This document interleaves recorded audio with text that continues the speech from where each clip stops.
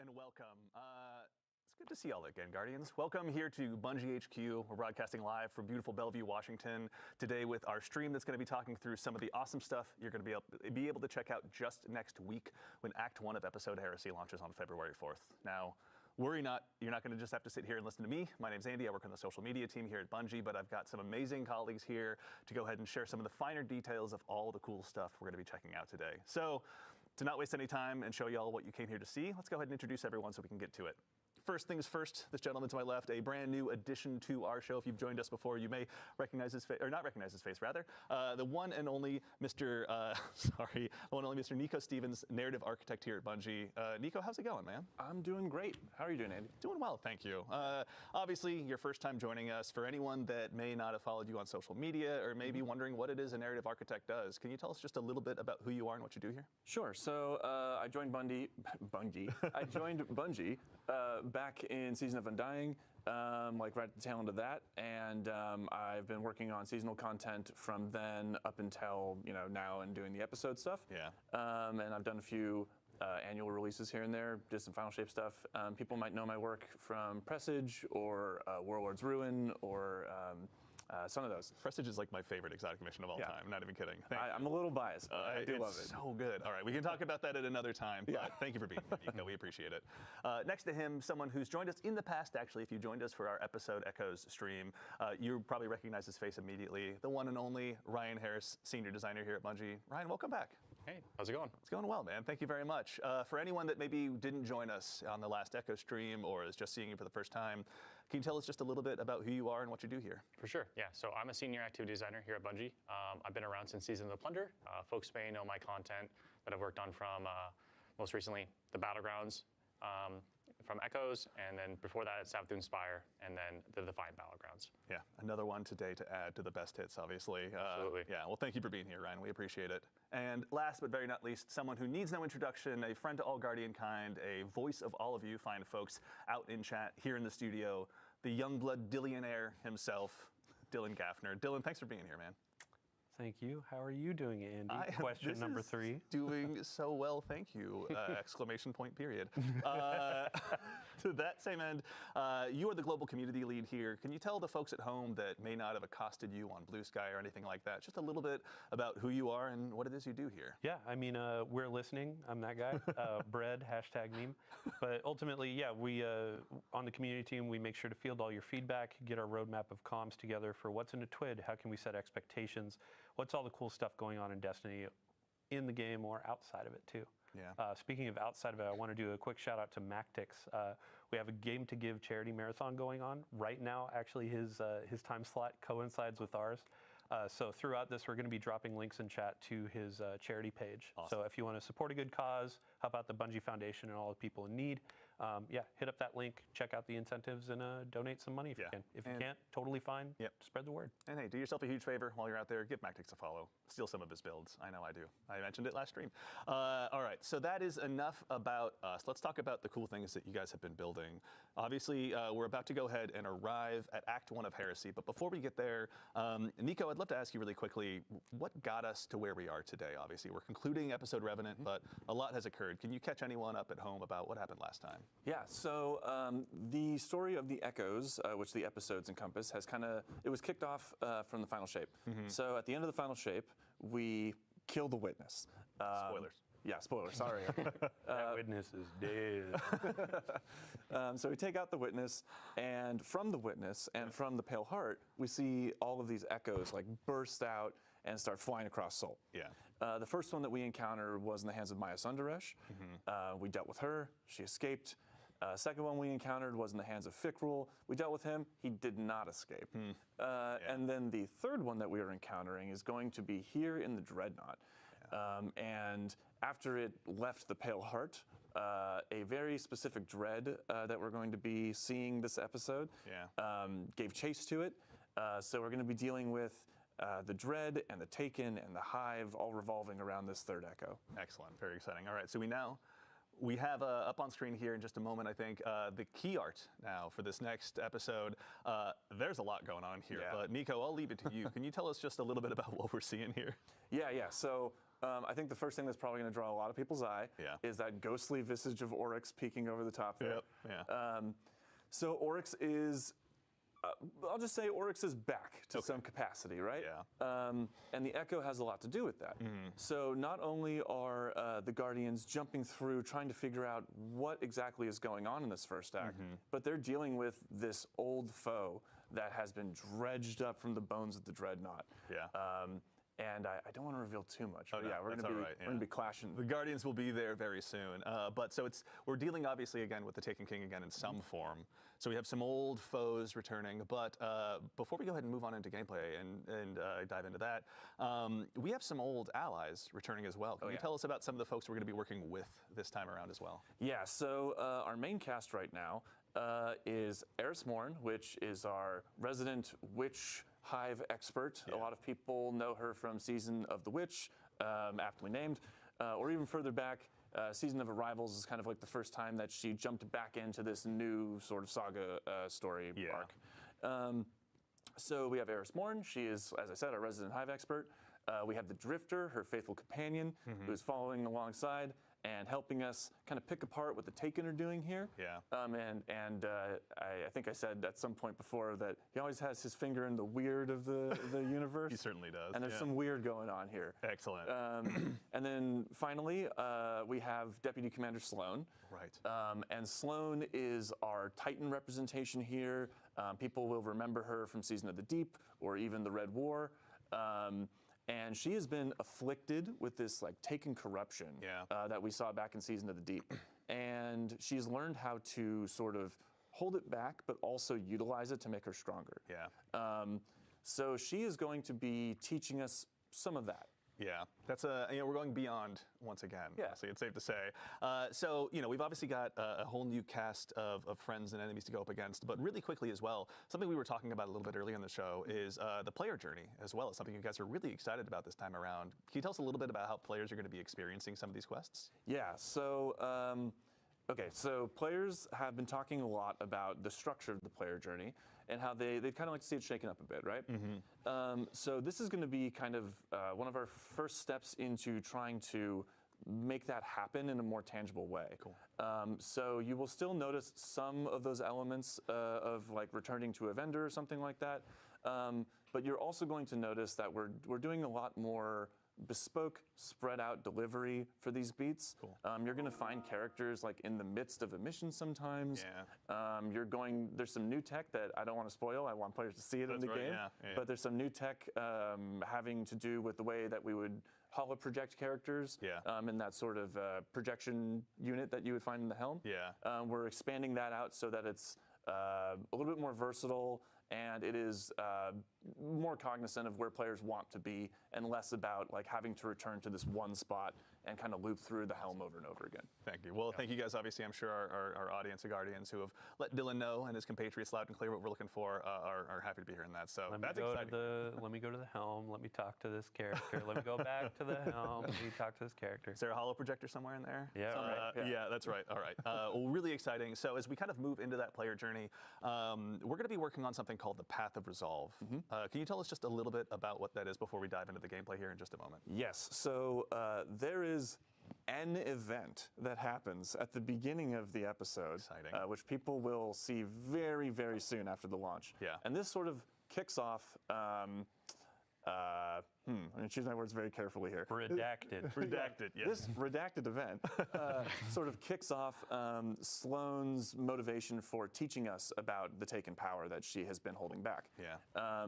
And so that is the path of resolve here. She's going to be teaching us how to fight fire with fire. We're going to be going into the Dreadnought, taking some control of that Taken energy, taking some control of those old hive magics, and wielding them using our light and using our paracausality, wielding that new power against our enemies. Very nice. All right, we're going to be obviously keeping Sloan very busy with that. But speaking of, we actually have our requisite local fire team here in-house in the activity as well.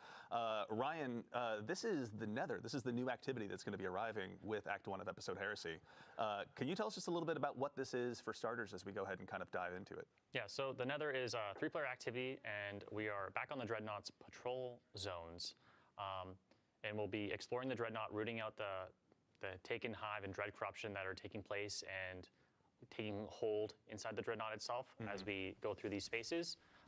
And the Nether itself is a uniquely different type of activity. We're really trying to baseline some inspiration for this activity was looking at Shattered Realm, the Coil, and of course the Dreadnought's patrol spaces. Of course, we are in the Dreadnought. Yeah. And yeah, so just for starters, what you're actually doing inside the Dreadnought is baseline. The patrol zones are randomized and varied. The encounters inside are varied and randomized as well. So time over time, when you launch into the activity, it's going to be a different starting bubble, different encounters, and different events and objectives for you to engage with and accomplish as you're exploring the Dreadnought itself. Yeah. What kind of like modifiers would you say players are going to go up against in here? Because surely they're not just going to go into the Dreadnought and get a warm welcome necessarily. Yes. Yeah. So the Nether has some very unique modifications to it that we're experimenting with. So first off, players do not regenerate health, and to compensate for that, we are doing something special where we're providing players with plus 300 bonus health baseline to their original HP values and plus 75 shield value. So alongside that, we really want to make your health regeneration or your health as like a resource as you're fighting through this, as we are looking at this as a very roguelite experience, and we need resources to contend with to make and hit that roguelite. Emphasis on light there, of course, because this is still a very uniquely Destiny experience. Yeah. And we have a lot of things contributing to that as well. So we do have ammo scarcity as well, so players won't be getting as much ammo, but there will be ways and avenues to get health and ammo drops in the activity, as well as boons that will improve your power over time as you engage with the activity. Nice. That progressive sort of idea of like power and building up how strong you are as you're moving through the Nether, that roguelite experience, it's also reflective of that narrative of like building yourself up, pushing deeper into the Dreadnought. Yeah. The Dreadnought is resisting you. It's trying to make sure you can't like move towards the Echo and figure out what's going on. Yeah. And this is you finding ways to like pierce the veil and move beyond their barrier. Yeah, new foes and new challenges obviously warrant new strategies along the way as well. Absolutely. And then you saying like ammo and health is kind of like a resource, so you're not seeing it drop off of enemies and stuff like that, but there are things that you can find like a resource and collect and all that. Yeah, so we have destination materials. We have urns and pots kind of placed around everywhere, and also destination chests that players can find. And when you break these destructible pots, they'll explode into like a rain of health, ammo, heavy ammo, sometimes boons, sometimes revive tokens. I forgot to mention we are using revive tokens here as a resource as well, so you really need to manage, but like there are avenues to get more revive tokens. There is more avenues to get health and ammo. So we really want players to explore the Dreadnought and encourage that exploration by looking for these urns, looking for the chests, and like searching for those boons, because there's multiple avenues and like ways for players to search out and go get them. Yeah, and I mean that resource scarcity is really going to make you want to chase those down. I can imagine that health is a sight for sore eyes. Absolutely. To that end as well, actually, obviously you mentioned we're back at the Dreadnought, but I can't imagine it's the exact same one. Can you tell us a little bit about how the Dreadnought has changed? Yeah, so since the Echo has hit the Dreadnought, a lot of the spaces have changed and like modified. A lot of the skin of the Dreadnought ship has like peeled back, revealing bone and chitin and showing off new secrets, new pathways. So you are in familiar spaces if you've played the Dreadnought before, but there is a lot of new, interesting, unique pathways. Things have changed. Things have become abnormally different. Oh, yeah. There goes our fire team. And that's the last we ever saw of that Guardian ever again. As mysteriously as they arrived, they were gone. Yep. And we've kind of like, for players who are wanting that explorative aspect, right? We've kind of like separated out the modes a little bit, so people can go in and they can explore the Dreadnought, but people who are like looking to just bust through the activity and get loot, they have a different match-made mode, right? Absolutely. So the Nether has currently 3 modes. So there's the Nether exploration for those solo type experiences, but they can bring their fire team in as well if they'd like to. And this is more of like that patrol-esque experience that you're looking for. I want to explore at my own like pace. I want to look for secrets. I want to just engage with the space like it was a patrol space back in the day. Yeah. It still is the Nether experience of where you're going from. You're playing through the 3 bubbles and there's escalating difficulty, but we do grant to you in that mode a multitude of revives. So you have a way larger pool of revives, so you can make mistakes. Sure. It's just for those players who want to like explore at their own whim, play at their own pace. And then additionally, there's also damage modifiers for those players when they're engaging with bosses as a solo player, so they can actually tackle those hurdles as they come. Nice. And also some modifiers on like how many enemies are spawning, so they don't need to like get swarmed by every single enemy in the world. You can really take in the skybox for a little while and hang out with your buddies. Yeah. And then additionally, if you do get lost, because this is, we didn't want to overclutter the spaces with objectives, because there is a lot of things to do, and there's a lot of different things to do in every single bubble and location that you go to in the Dreadnought. If you do get lost, you just pop open your ghost, and there'll be a bunch of star objective icons that'll like let you know where you should be looking and where you should be going for the next spot. Additionally, talking back to those different modes, we do have the match-made mode on advanced baseline difficulty, and then we do have expert as well. Very cool. Okay, so plenty of challenges for the Guardians that want to undertake those.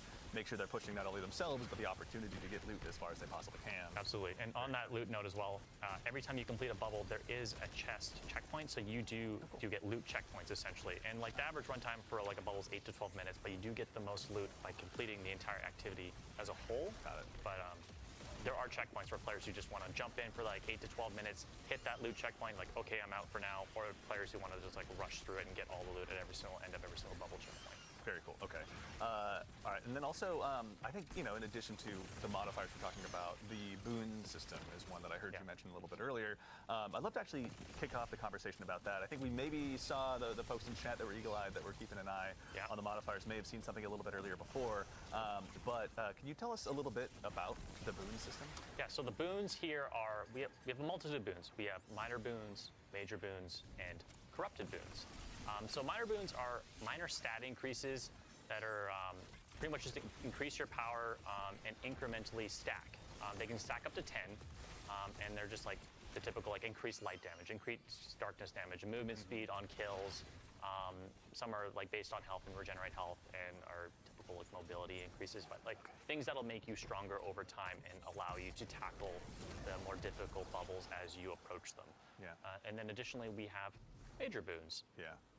And then from there, they're like actually more larger gameplay modifiers that actually affect your abilities and your actions. Yeah.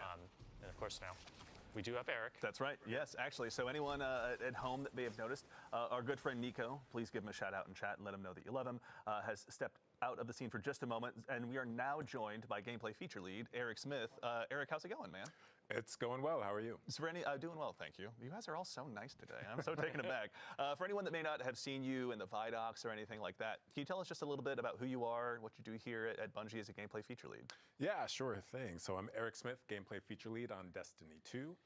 So I help create the game's abilities, kind of anything the player can do, the game feel of the game, build crafting, kind of general sandbox stuff, and kind of make the controller disappear into your hands while you're playing. Yeah, the many tools we use, you're helping go ahead and make sure that they're all available for us. Or the mouse and keyboard as well. Right, those two. I'm just sitting there tapping on an empty desk. That's how my Trials teammates feel. So, we're talking about the boon system. You obviously had a big hand in this as well.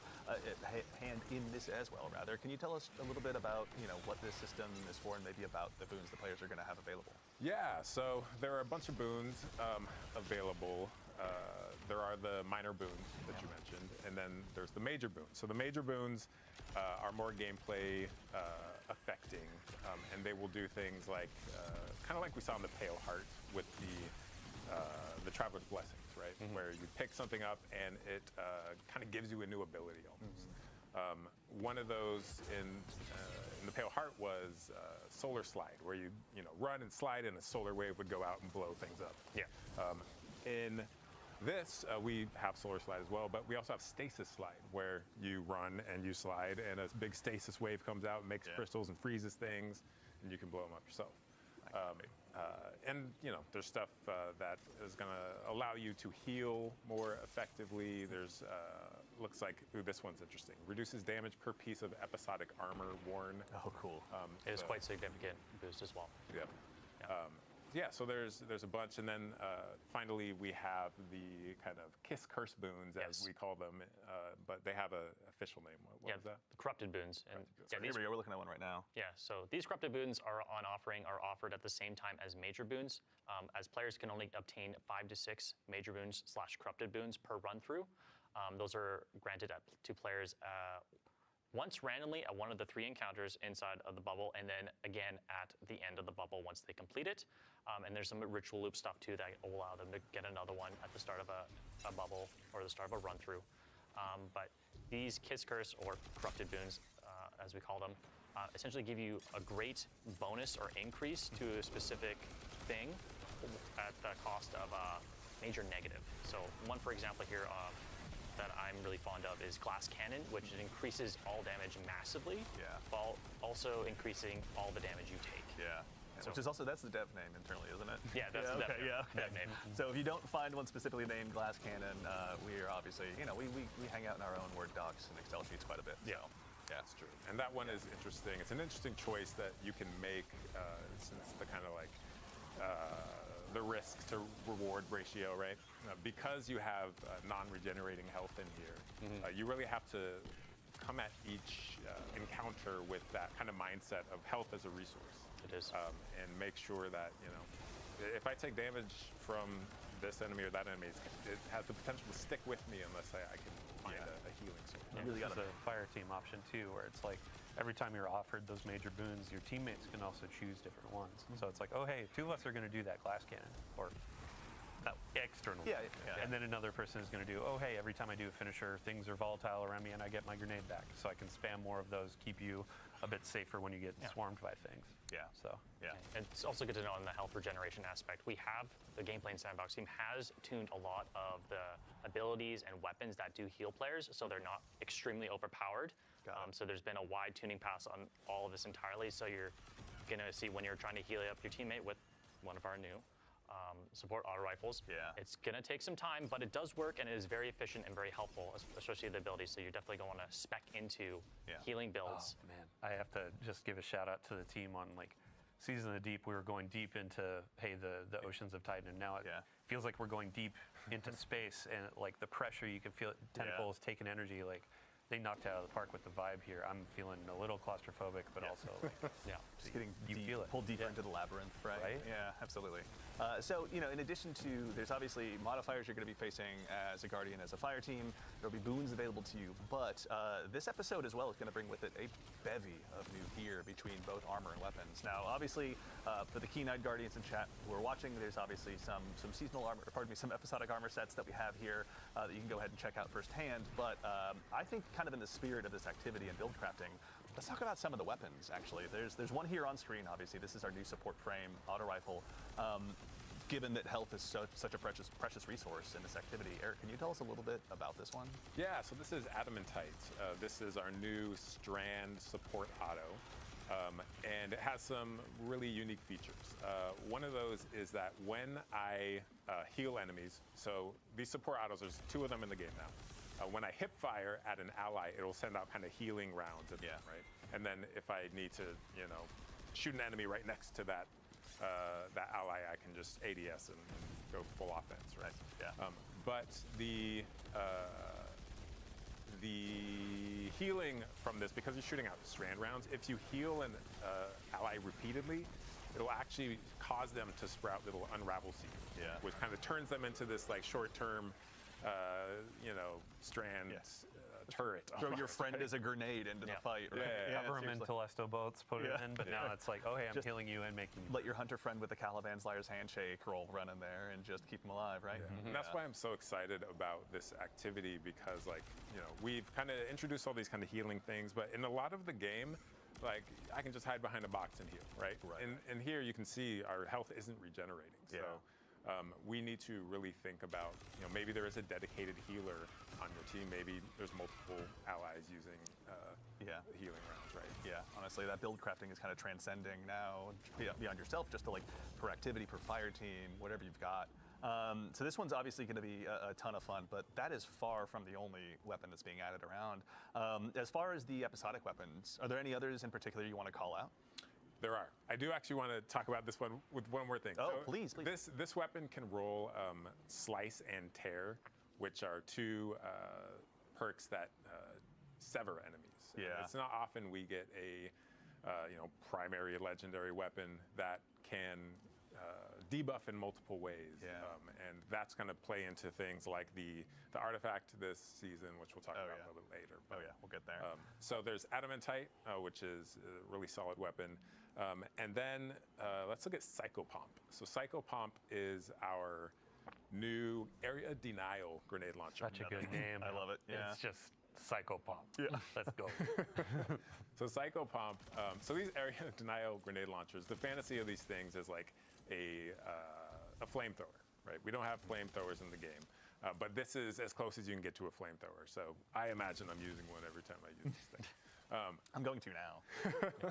This thing has a really cool new perk on it that keys into our new arc keyword bolt charge, which we'll also talk about in a bit.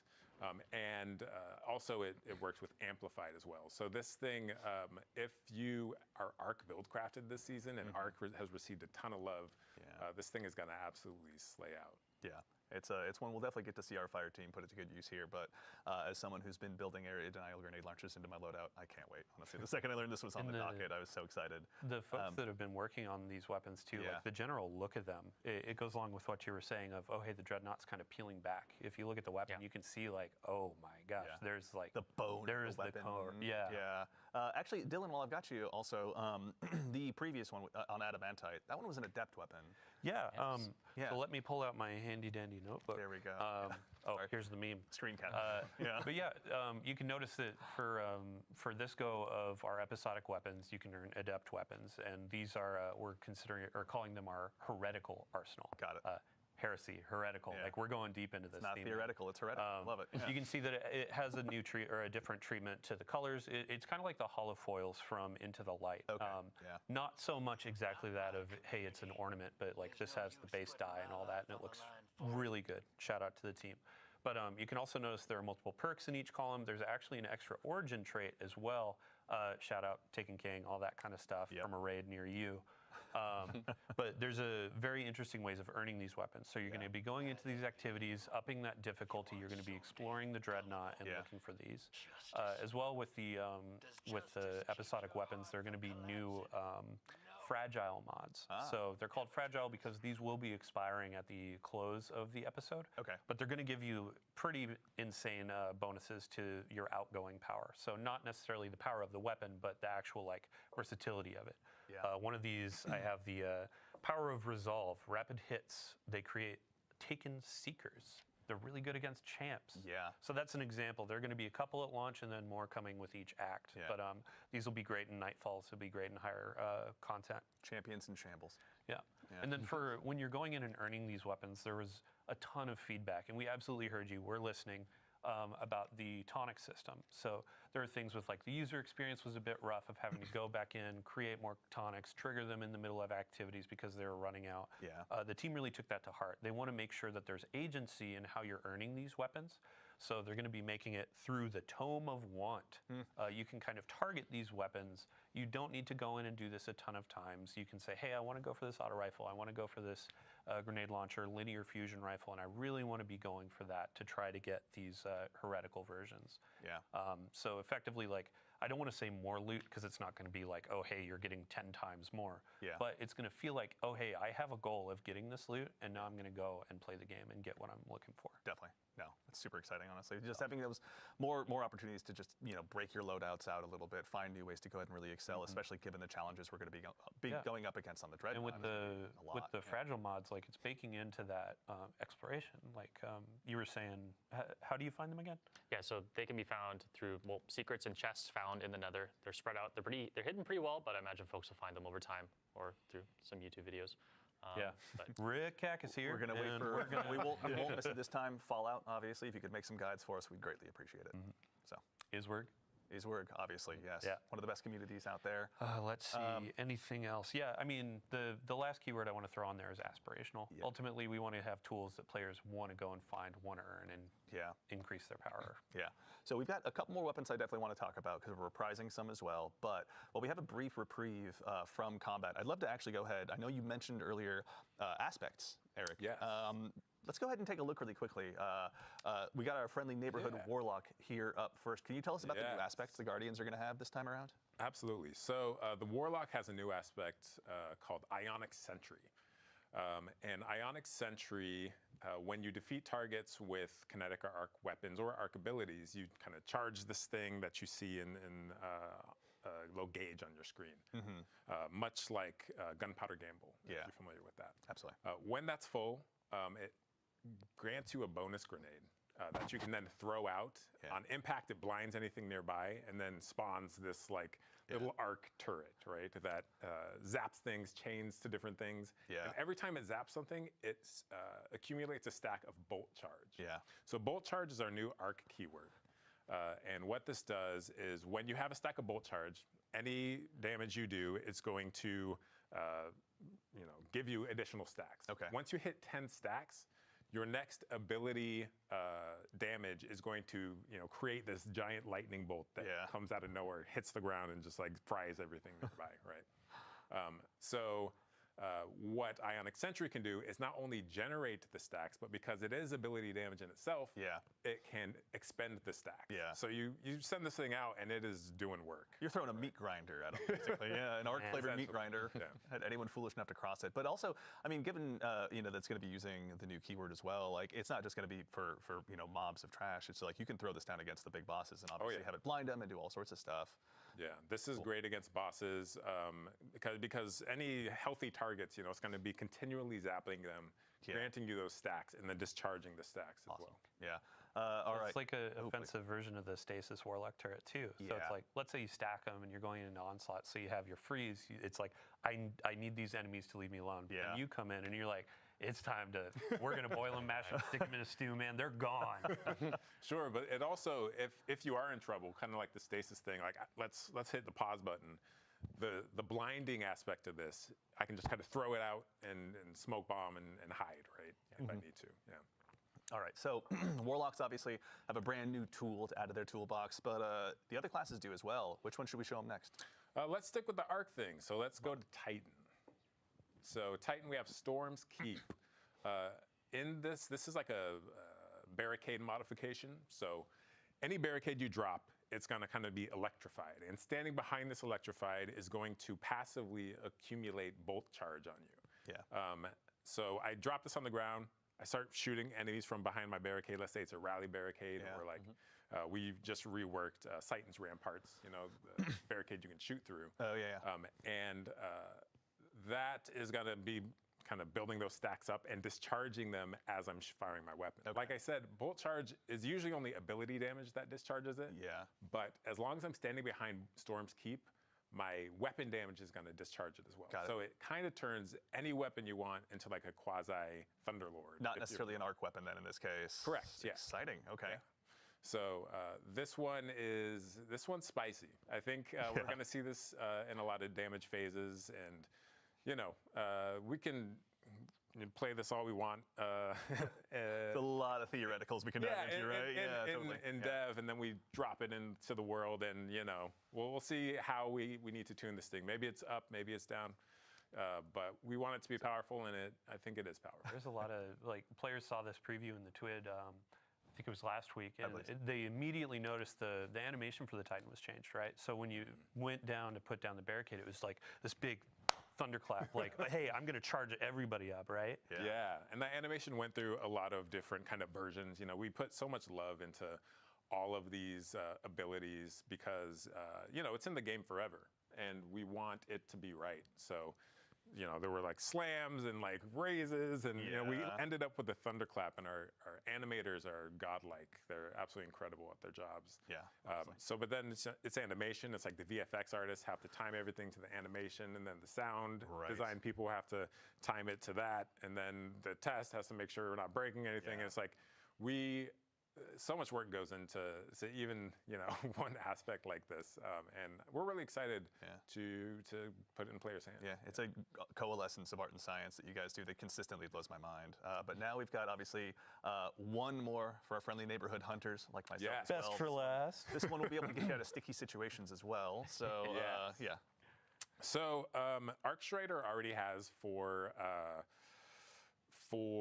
arc aspects, but they needed one in their void slot. So we gave Night Stalker on the prowl. and shout out to the boy Danny Nanny, who is the designer for this one. Yeah. So on the prowl, you kind of become a hit person, right? Yeah. And whenever you go invisible, like you get a contract to kill something in the area. Yeah. And that thing is marked, and a little, a target shows up on them for you and your allies. If you successfully complete that contract and whack that jabroni, right? You. Sorry, jabroni. No, excellent use of jabroni. Yeah. Thank you. So That's canon now, everyone. So I whack a jabroni, whack a jabron, and then what happens is my entire team gets some energy, right? And this is kind of a callback to Heart of the Pack from the old Night Stalker. It originally was actually a callback where we gave you stats, but then because we're reworking the stats coming up, like we decided to just give you ability energy, right? Yeah. So ability energy, and then the victim, if successfully executed, explodes into a cloud of smoke, which I can then enter to become invisible again, thereby marking a new target. So I can kind of chain these like assassinations as I move throughout a strike or something, and my entire team can be advantaged by. Oh, nice. So you can bring your fire team through the same cloud of smoke. Same cloud of smoke. Everyone goes invisible. So yeah, you're kind of sneaking. Spicy, man. It's on the prowl. We're prowling through the activity. You can already see like one of the exotic pairings on the screen too. Those creepy eyes freak me out every time. But Omnioculus, like that's going to benefit the smoke and all that kind of stuff. You could pair with Lorentz Driver. Sorry, Ritz on social media asking for some gameplay today, but we have too much to go through. Yeah. But it's like you're embodying that I'm a bounty hunter fantasy. So your gun can be giving you bounties through Lorentz Driver. You're getting bounties through this. There's going to be a lot of combinations in build crafting. Yeah. So you had mentioned too, Gwyzin, right? Yeah. Gwyzin.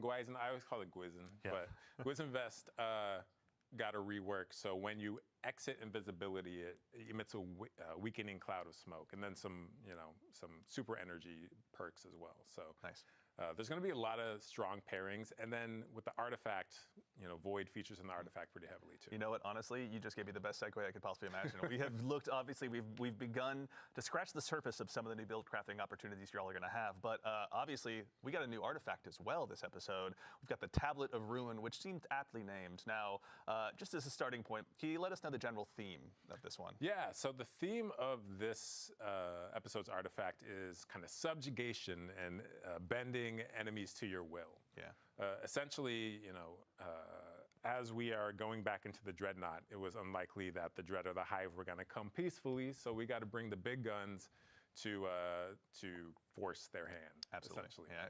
It's not about us winning; it's about them losing. Yes. Okay. Yeah. So the Tablet of Ruin is there to ruin their day, essentially.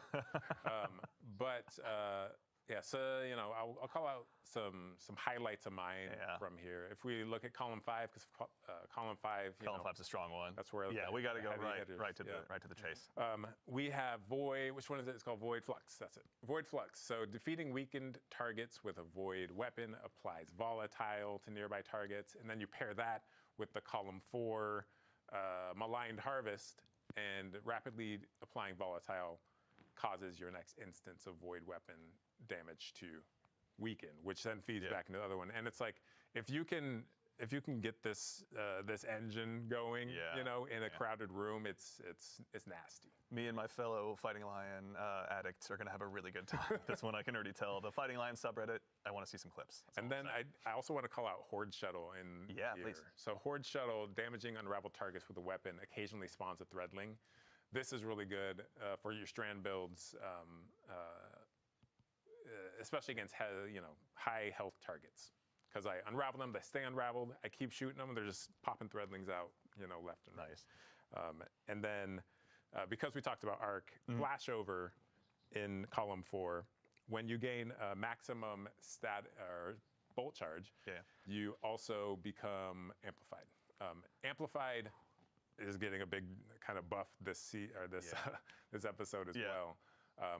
To its survivability. So really, arc in general is it's hot. It's going to be hot. Yeah. It's going to be some spicy arc builds this time around. Rock 'em, shock 'em, baby. Yeah, there you go. Yeah, that's end too. Dylan, can you walk us through some of the stuff in the first column as well? We're gonna have some new champion rather mods to take out. Yeah, so I mean, like, there's all these really ability-focused items, which is great because there are a bunch of anti-champion keywords in there as well. Yeah. But let's say, like, hey, we're going in, we're doing a Nightfall. You can see actually there's anti-barrier sidearm for the first time in years. Like, I think that was around for one of the first Grandmaster rotations, and it was like, what sidearm? Right. Dust off the call. Now we have rocket sidearms, we have Forerunner, so you can be like popping the shields, throwing the grenades, that kind of stuff. Anti-barrier sniper, that was a favorite from the past. We just did a big rework on glaives. The team did a crack job on there, so unstoppable there. And then up at the top, you can see machine guns, and then linear fusion rifles and fusion rifles are getting the unstoppable. And then in fifth column, you'll see a perk that players may enjoy of particle It's back. Extraction. I'm so excited. I mean, I just got my hands on the Vex Mythic Last finally. Thank you, Malachi.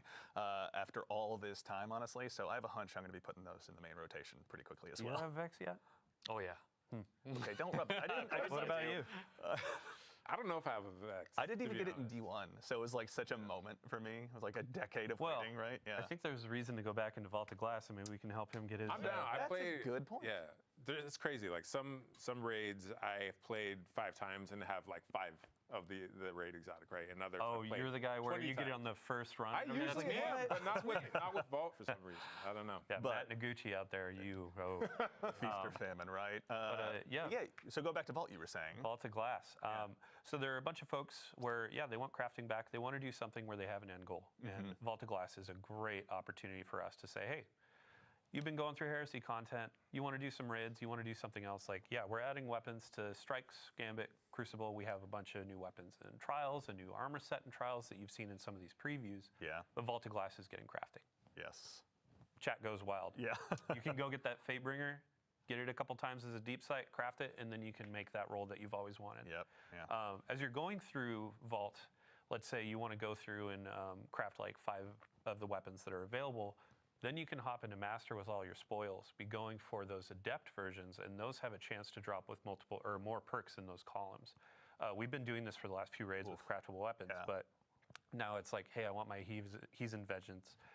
There's a new intrinsic perk. What's the origin trait? Yes. Yeah. And then, let's say I'm trying to go for a combination. I could get 3 on this, and then I can enhance it, make it this crazy rocket launcher that's good, and go into endgame and do some really cool stuff. Yep. Yeah. So we've got another weapons. I know I mentioned some reprised ones, but actually, as long as we're hanging out here in the menus, Eric, I'd actually love to put you on the spot again and talk about just some of the exotics that players are going to be able to go ahead and acquire this episode as well. Let's start wherever you'd like to. Which one would you like to kick it off with? Let's look at Barrow Dyad. Barrow Dyad. I was hoping you'd say that. So Barrow Dyad is a. Is that a gun? Is that a gun? Is that actually a gun? It's hybrid gun for his sort of. Our team does not mess around, man. That's so cool. Yeah. So this thing is a strand submachine gun, and it is also a monster in combat. Yeah. So this thing, as I deal damage with it, it generates this resource called Blight. And next time I reload, whether it's manual or I just run out of my mag, it's going to convert that Blight into these strand seekers that next time I pull the trigger, it's going to fire those out, and they're going to bounce between enemies. Here we go. Yep. So we got some gameplay of his right now, actually. Yes. So, but you can also see it. Just juking everything. The Grim is a paid actor, obviously. Tonight is snow. You can also see that this thing auto reloads over time. So this thing, rumor is it's partially sentient. Yeah. It has its own wants and It needs. wants to kill. Yes. Yeah. And if you satisfy it, it's going to reward you. Yeah.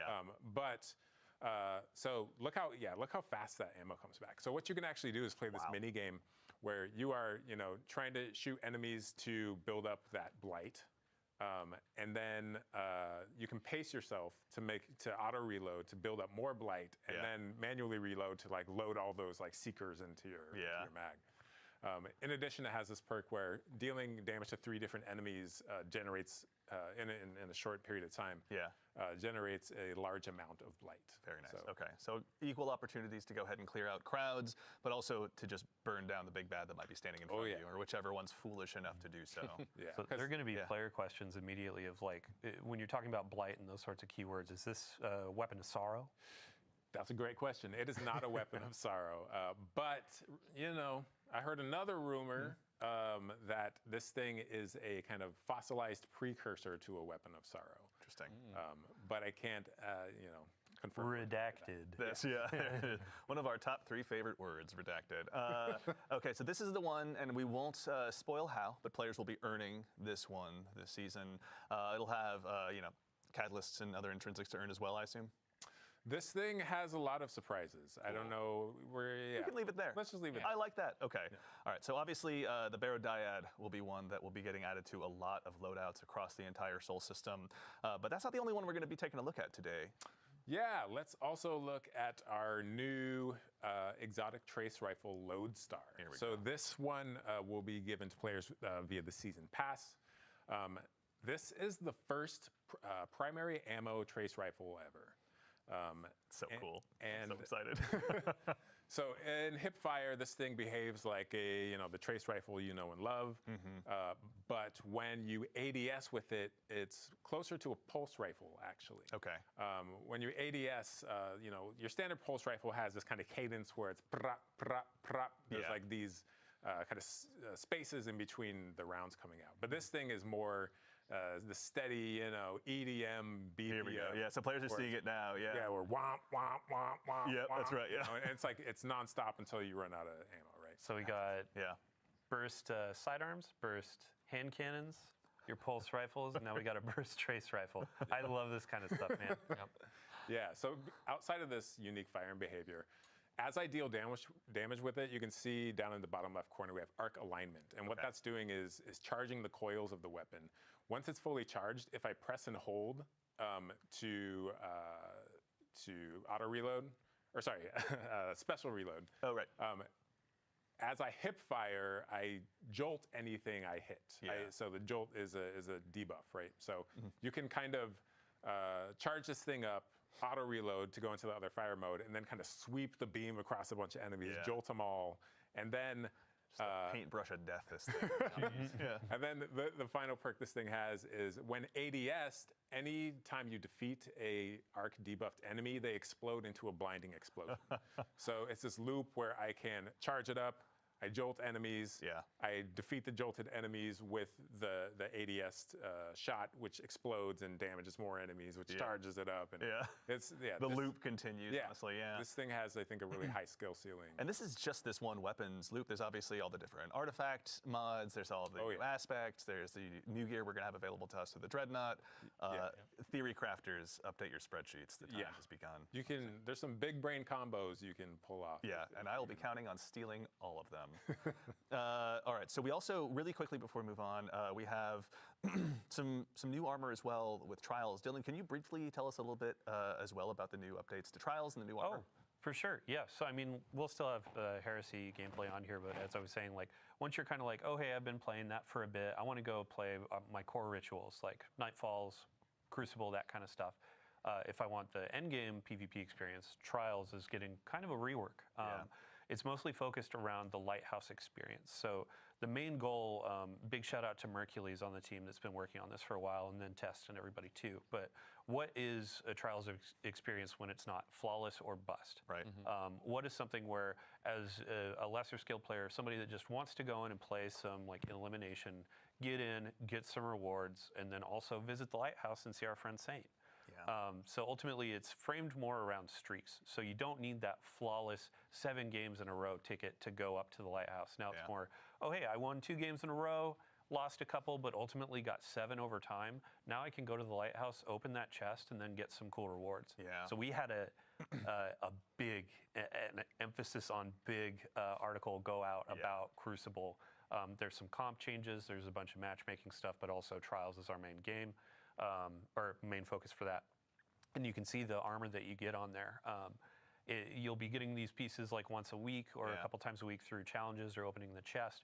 But we're going to that kind of Osirian, that Egyptian theme again. And these text shaders great. It's one of those pieces where, okay, I'm going to be spending a couple weeks in here to fizzle. Oh my gosh, don't carry me, teach me. But even just don't go up against me while you're out there. If you could do me a solid, that'd be great. Even if you're not high skill, it's like you can earn these armor pieces. The cool cosmetic bit is like, oh, hey, as a high skill player, I still want that representation of what Flawless used to encapsulate. So if you hit a 5, a 6, a 7 win streak and go open that chest, you're unlocking different glows. You're getting different cosmetics like ships, ghosts, the sparrow. Or a farming time. Right? That's right. And then afterwards, how long of a streak can you go on? We're going to have a new emblem tracker where it's like, oh man, I went on a 25 win streak in trials. I'm kind of hot right now. And then Said Andy never. Andy saying, hey, Dylan, you want to play Discord? And I'm like, sorry, I'm a bit too busy. It's all right. We get it. You're a big deal. But I'm not no, a big thank deal. you, honestly, in the interest of being busy. Thank you and yours, obviously, putting together that article. If anyone wants to see all of that in painstaking detail, it took a village. So Dylan, to you and the PvP Strike team and everyone, thank you a ton for getting all that information together. I know we have one more topic to move on to, but I'm realizing in my notes I didn't quite get to speak to the reprised weapons. Let's call out a couple before we move on. There's one in particular I'm actually pretty excited about. It's the return of probably one of my favorite pulse rifles. I've been watching a lot of TikTok. Our friend Epic Defender out there is running Fighting Lion and, Cold Denial. So I've gone ahead and personally dusted off my Cold Denial, which is now also making a return. So if you don't still have it from Season of Arrivals, now's your chance. Dylan, we were talking about this a little bit earlier. What's your favorite role for this one? Well, so back in the day, I always made sure to have Head Seeker, and it was kind of a niche perk back then. It was like, oh, hey, it helps with one-on-ones a bit. Right. But it has been buffed over time. It's been a while since Season of Arrivals. So I'm going to be going for Head Seeker again on this baby. And one of the cool things is that all of the reprisals are going to be dropping day 1 of Act 1. Cool. So you can go and get this. There were a few others that were mentioned, or I believe you're about to mention. Another one. Yes, that's right. We can honestly, I can talk about. Or wait, my favorite role of the next weapon. I don't care about your favorite role. Okay. No, fair no, enough. no, You know go, what? go, No, go. no, that's fine. You know what? Message received. I'll leave that for my What is your inventory favorite alone. role? Because we debated this. Well, there's. Come on. All right. It's very close. It's Zen Moment Head Seeker. But Okay. No, that's good. It's just a 2-burst machine. But another one I want to call out, one that's so well beloved by the community that a member or a content creator in our community named themselves after it. Whispering Slab Enjoyer. Whispering Slab is now also getting reprised as well. So there's going to be a lot of opportunities for y'all to go ahead and add this one back into your inventory. Is there going to be any new roles added for this one as well, Dylan? Anything exciting? Yeah. I mean, all of the weapon roles, they're going to be a bit revamped. There will be some heavy hitters from the past, but also new perks have been introduced over time. Yeah.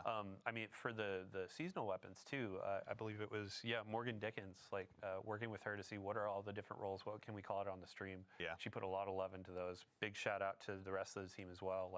I wish I could name every single person, but as you said, it takes a village, it takes a city to build a game. Absolutely. So big love for everybody there. We're just the ones sitting up here today. There's obviously a ton of incredible peers of ours here at Bungie that are behind the scenes building all of this every single day. So to our teammates and compatriots at Bungie, we couldn't do it without you. Thank you so much.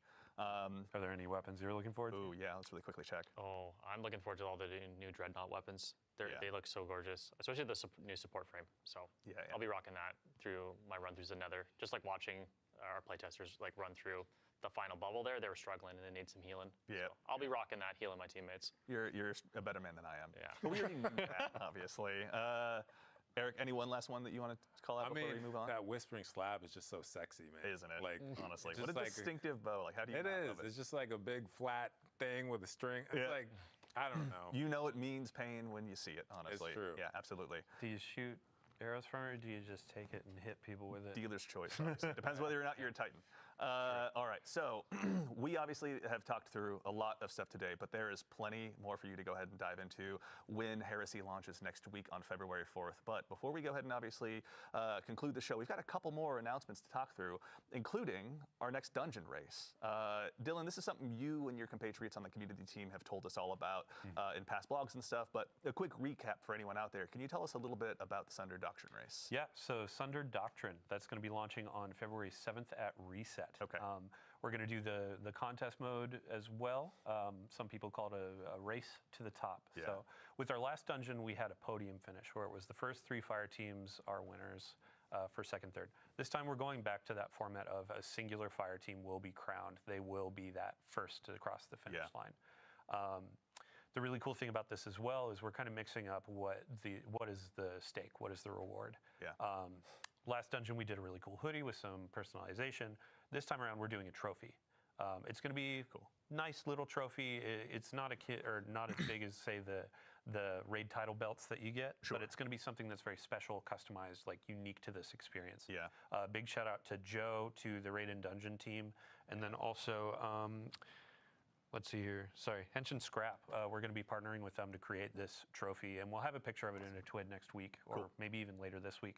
Yeah. But yeah, it's going to be something that represents this dungeon, and it's going to be pretty fun. That's super exciting. So- And also, our friends on the Good Super Products team have been hard at work making sure that all of us that dive in, because I've never done a contest mode in my life, I'm not brave enough. There is some stuff to go ahead for the Guardians to go ahead and earn as well. Dylan, can you tell us a little bit about what we're seeing here too? Sure. Yeah. So on the screen, this is going to be earnable just by playing through. We have a new. I love this note sheet, man. Work shirt. So Work shirt. It has a hood, but it's not the hoodies of old. This is going to be a new thing. A work shirt that you can earn. The wristband was a pretty big winner for players. They enjoyed earning that last go, so definitely. we have that again. And then we also have our Bungie rewards, the title pin. So go in, do all of the challenges, the triumphs. I believe solo as well, which I applaud everybody that does solo dungeons because it's just insane to me. Yeah. But you can earn these this pin to represent how hardcore you are. Yeah. And then we have just general pins and rewards that you can get as well. Very cool. So and this mortals is like out- I can go ahead and get my hands on something as well, right? True. It's like, And then these are outside of like contest mode. So contest mode, you get that unique emblem in game. With normal mode, there will be an emblem. There will be those rewards, weapons, etc. Certainly. But then some things out of game as well. So Awesome. to get into the contest mode, 1995 is the recommended power. Okay. Outside of that, it's like if contest isn't your thing, once that fire team finishes first, then we open up normal mode afterwards. So. Cool. But either way, contests will be available for that first 48 hours. First 48 regardless. hours Cool. too. Awesome. And then if you want to join in with the community and have a watching experience, we have the Dungeon Zone hosted by CB Gray and Evan F. Couple of legends. Yeah, big thank you to them because this is going to be a community-driven kind of like, hey, they're tracking a ton of teams that are vying for that first place. Yeah. They're going to be hopping through that. They'll have some pre-show stuff that's really fun to watch. We'll also have Twitch drops. We'll have unique emblems to earn through that. So yeah, tons of folks to watch, and then tons of gameplay to jump into on the 7th. That rules. I can't wait. Excellent. Well, everyone as well, if they need to find this was in a previous TWID as well? Yeah, so we have a previous TWID. We're going to have another TWID just before the 7th to walk through this again. And then we also have like the terms and conditions for the dungeon race and all that. That's on help.bungie.net. So. Excellent. Very cool. All right. Excited. Can't wait to tune in. CB Gray, Evan F. Can't wait to go ahead and see what you got in store for us. But now we have one more item to speak about. As has become tradition in these streams, we've got one more thing to go ahead and show you. Now it's time to take a first look at the newest collaboration that's going to be coming to Destiny 2, and this one is joining us from a galaxy far, far away. Chat, I'm going to keep an eye on you. I'm sure you're going to start going nuts soon, but that's right. Our next collaboration is inspired by a universe that's loved by so many of us here at the studio, Star Wars. Now, today, we're going to be taking a look at the new Star Wars-inspired armor sets that are going to be joining Destiny, and I say there's no time quite like the present. First up, we've got the Covert Ranger set for Hunters. Let's go ahead and take a quick look at that one. This one is inspired by none other than the Elite Death Troopers. Oh my God, I can't wait. Such a beautiful cape. Seriously. Hunters are never going to need to use Super Black again. Are you kidding me? Don't tempt us, we'll find a way. Yes, this one, and as are the other ones that you're going to see, are obviously all going to be arriving on day one of Heresy. Up next, Warlocks. Worry not, we've got you covered as well. We've got the Royal Protector set for you guys, and this time it's inspired by the Imperial Royal Guards. If you've ever found yourself in a throne room in the Star Wars universe, you've probably been intimidated by these guys. That's your chance to go ahead and do the same intimidation when you load into trials or anything like that. This one is obscenely cool. And then last, but very not least, we've got the Shock Enforcer set for Titans. This one's inspired by the classic Stormtroopers. Yeah, and this one actually I heard comes with an intrinsic perk that tanks your accuracy. Is that so? Which is pretty cool. It's all right. They're Titans. They're just going to go ahead and punch you anyway, honestly. We'll check on that intrinsic perk. But yes, this one, obviously, to the classic Stormtroopers out there, the fans of those, Titans, you are going to go ahead and be set and ready to go ahead and don this. Now, obviously, there's going to be some stuff that will transcend across all of the different classes, including a new ghost shell that we'd love to go ahead and show you as well.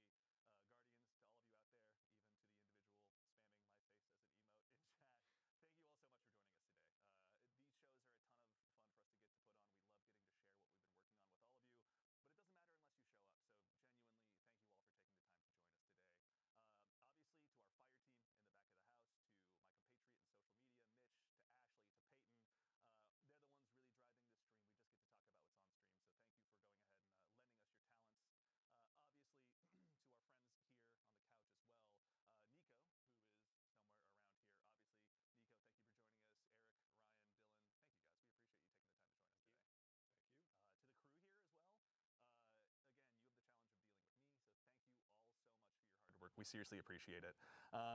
As a quick reminder to close things up, Heresy Act 1 launches just next week on February 4th. So go ahead, make sure you've got that day off. I don't, but I'll be cheering for all of you that do. So you can check out the Nether, all of the new gear and weapons that you're going to be able to have available to you. Start checking out how to get your hands on those exotics and building them all up. Our collaboration with Lucasfilm Games, Star Wars is pretty exciting. And of course, the Sundered Doctrine Dungeon race will be there as well. But that's right. So now we're going to go ahead and get ready to close things out. But before we do, we're going to leave the stream live for just a little bit longer. So if you need to go ahead and wrap up that Twitch drop, you can do so. And go ahead and do us a favor and stick around, because once we finish up here, we're going to raid our good friend Macdix. So while I appreciate the bits and cheers and everything here in chat, save your Twitch Prime sub, save everything you can. Go over to him, give him a follow, donate to the Game to Give stuff, pardon me, if you can, to help us do some good to the Bungie Foundation. But that's it. So for now, thank you all so much again for joining us. But in the meantime, take care of yourselves, take care of each other, and we'll see you all Starside.